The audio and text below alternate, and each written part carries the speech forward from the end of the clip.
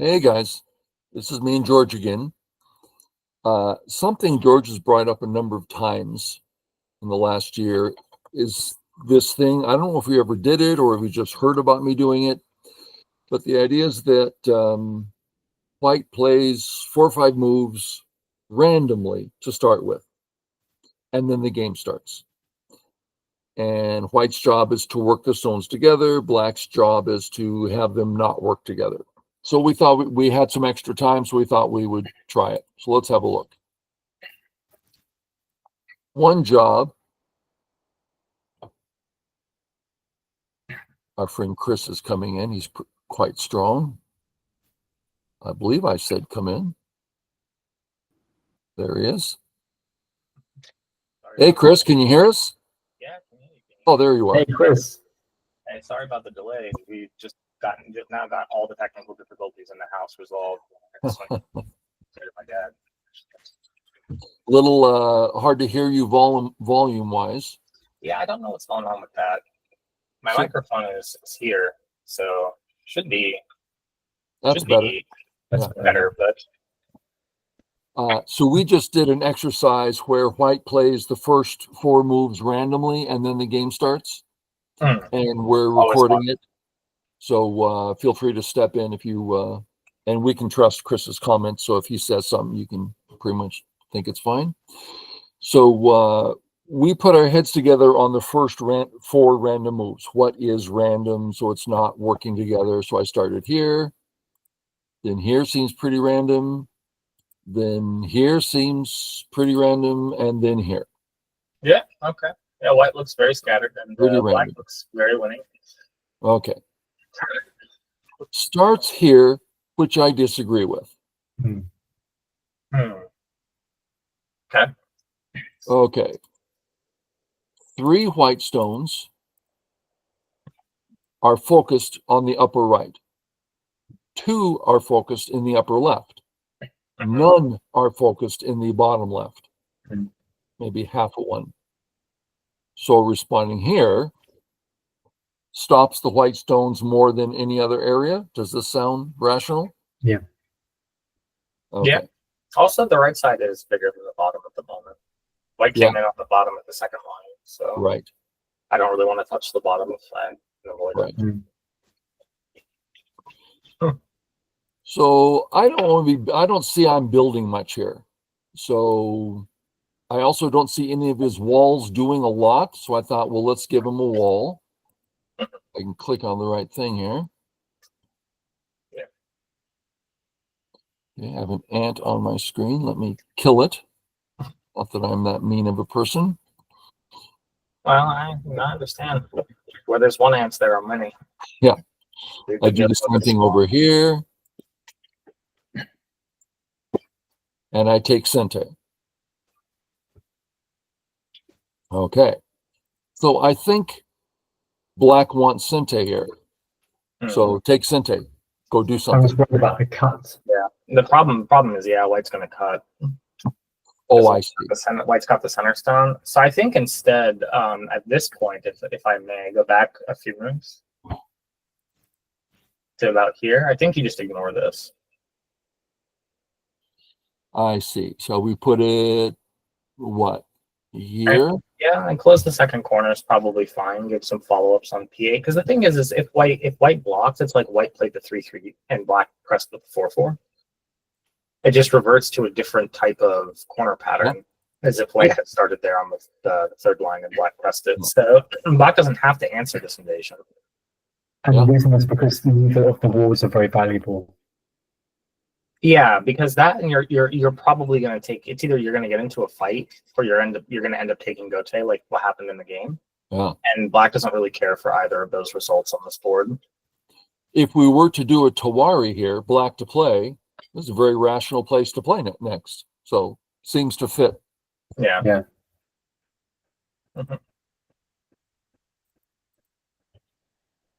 Yeah, if black can get a group with shape here rather than a line of stones that can be attacked with no eye space, I think it's a better game flow for black. So I would want to give white the next move in that area and see how white wants to do it.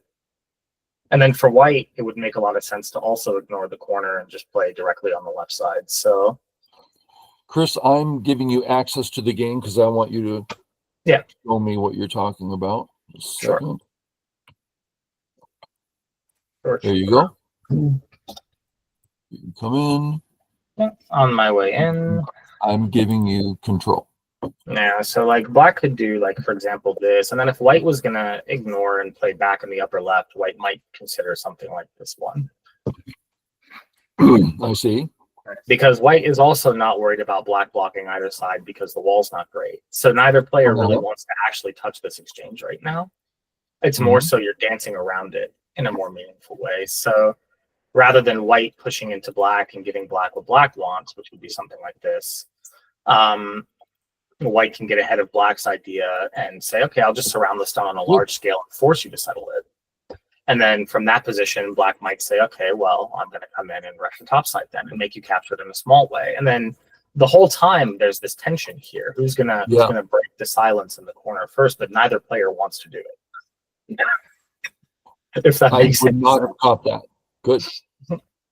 And I guess the fact that we're starting with random moves from white means that the chances are we'll see many other very unusual moves coming up in the game, like this move.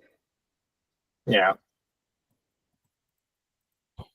Because here white is getting a really good foundation. Now black has to turn. There's really no other move. Black doesn't turn, so... The turn.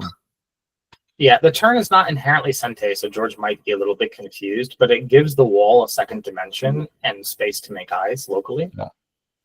So the turn greatly thickens up the position for black and makes it much more likely that black is going to be safe and that the white stones on the outside then become thin. Yeah. And if white ignores, getting the Hane in the corner is actually quite valuable too. So, so this turn is very important. Don't omit it. Yeah, because now white has to answer. It's actually going to be a thing, and black can even get Hane connect on the top and sente now. Oh, that's painful.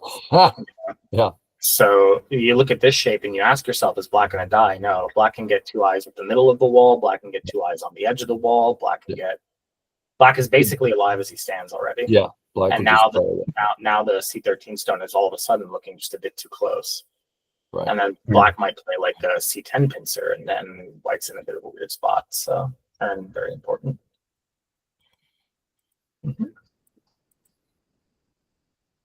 Oh, aggressive. This certainly bothered me. Aggressive. Get out where the action is and attack severely. Yeah.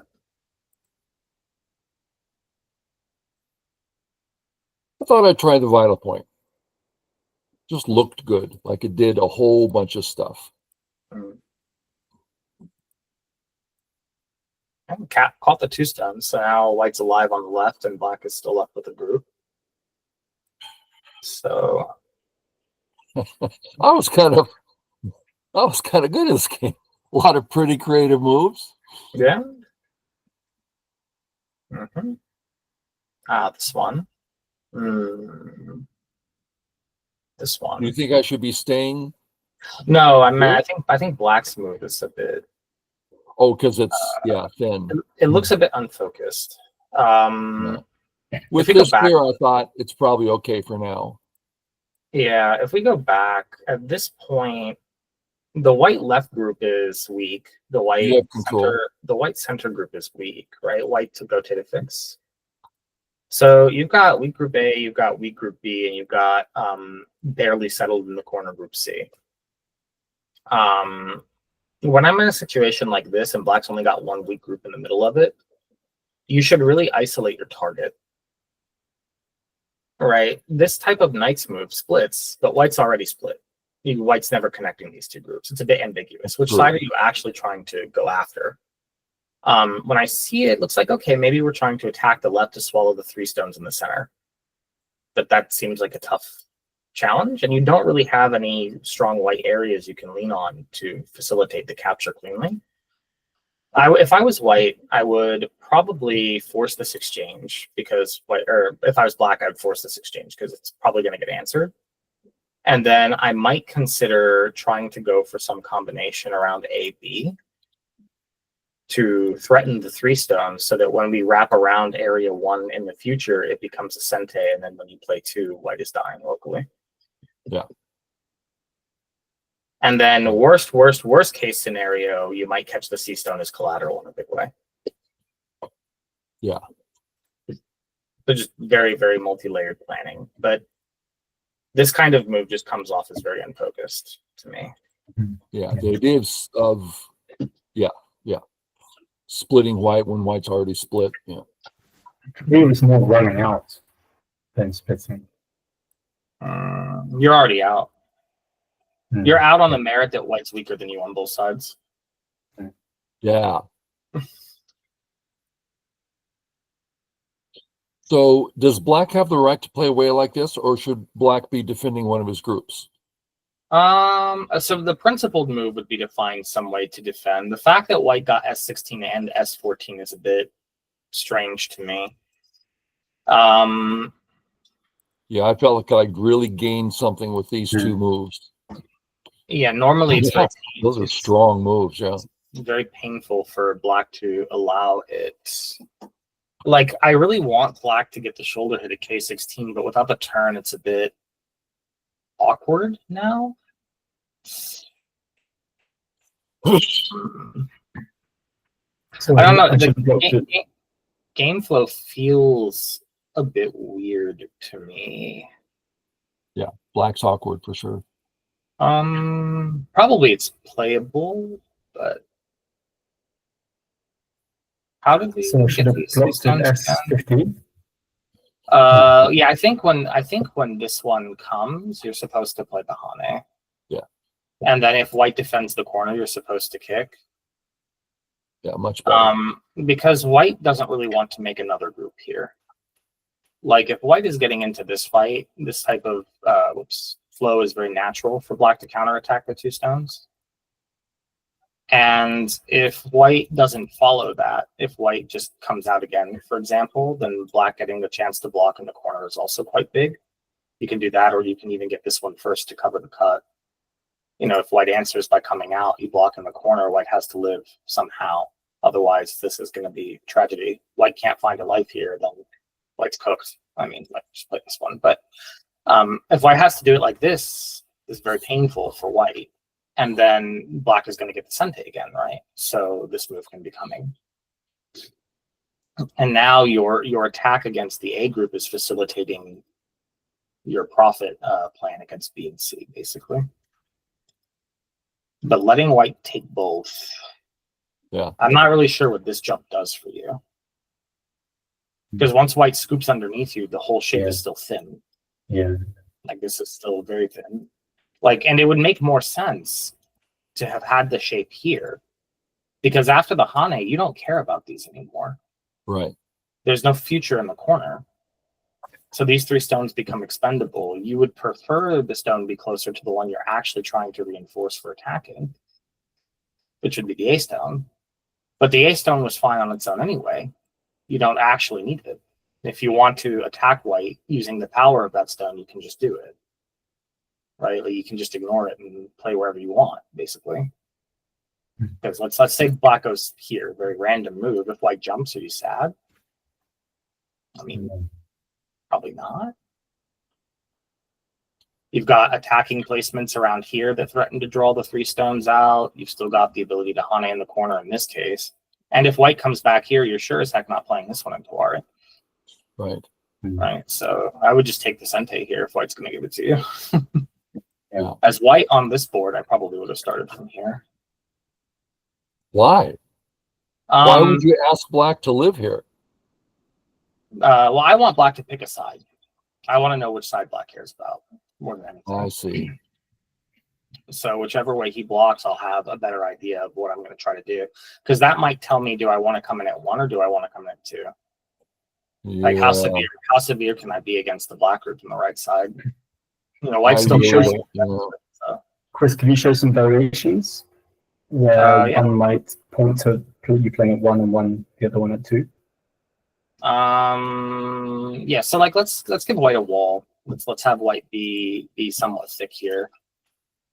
Whoops, block down, Atari connect, block, defend. So we're going to give white this super thick wall. When white has like thickness in the bottom right corner, this move becomes very hard for black to deal with.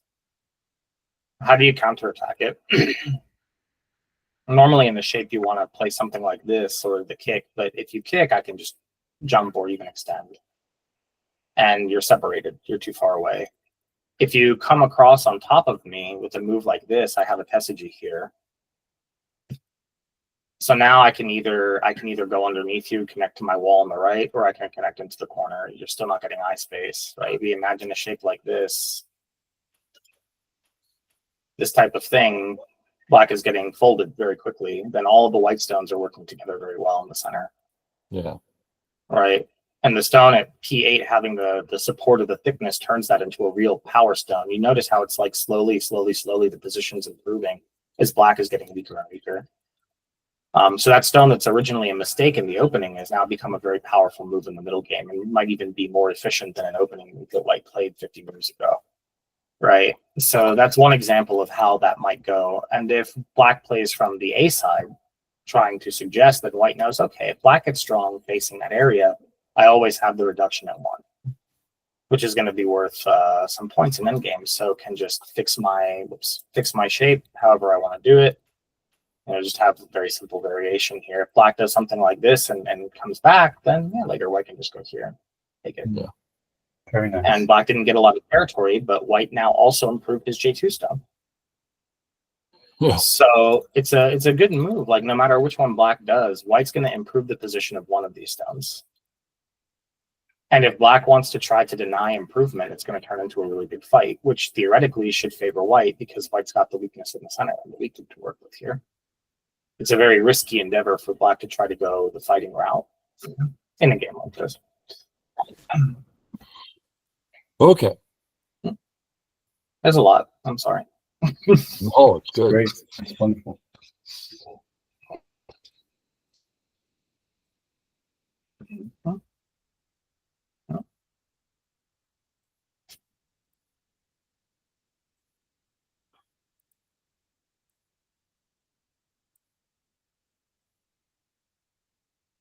Chasing your group in the upper right.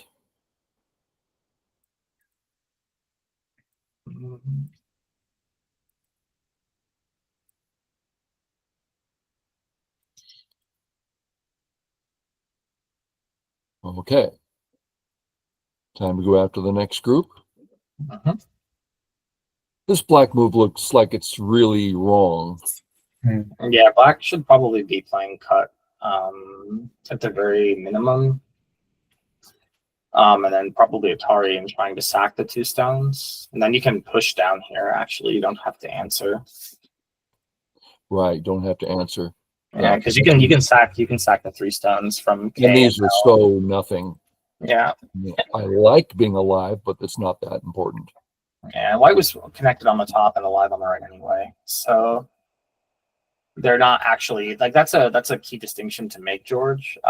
Those stones at L10 are actually not cutting stones at all. Yeah, I wasn't sure because of the RG at K16. Yeah, K16 is going to be very difficult for you to make work because they'll just answer K15.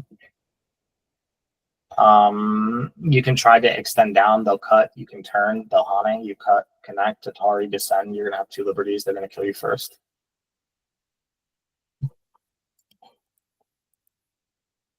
That turn would be making things different. But white at that point would just subject. In the game, in my mind, this move stopped my A stone from having comfortable health. So this move, I'm thinking, great, I'll remove his eye, and if he doesn't respond, I can always live by capturing. Yeah. You fixed, and then I forgot all about my group. I went back over here. And all of a sudden, oops! I thought maybe I made a big mistake. Oh, did he kill me? Nah. Okay, not dead yet. K15 refutes everything. Yeah. And now You have the no way other to is separate. living. Yeah, you can just play the diagonal or the descent. Both work. But Hey, white so is. I'm not alive here, am I? And this variation looks tough, but it seems white could have made a ko maybe. Go back a few Yeah. minutes. Oh. So Yeah. when he played here, a pure gote, I'm like, thank you Wow. so much. Oh man, I was worried there. And I realized this is very likely Sente. I Yeah. don't know if it is, but it's nice. It's a big enough move because if black doesn't answer, then you Yeah. can push in, keep it I R13. got All to the live in spaces. Sente when you were like putting me on death's row. That was. Yeah, this one And then is. there's a lot I want to do. I'm trying to attack the A group, but I can't do that without some center. So I thought, well, here I should either get something in the center, something on the left, or something in the corner. This should produce something. Yeah, that's good idea. Boom, boom, boom, out. Okay, well, that's nice. Oh, but this one. That's pretty nice capture. I like that. 2, 4, 6, 8, 10, 12. Can we do better? More like 15. Not me over here being greedy. You have control if you want to. Not me over here being greedy. I wanted to just leave it. Just start right in. Because it's Sente, he doesn't have time to cut. Because at this point, if he cuts, you've already gained. At this point, he's dead. He can't do anything. Yeah. So he has to answer the life and death threat, which means he has to turn. Then you get to jump. And then if he gets to jump, you get to seal. And so this is fixing a bunch of problems because you're going to get A anyway. It's white's privilege. But now you've extracted the B stone in Sente. Yeah. C is running with no eyes. You're going to get endgame at D, E, or both. Yeah.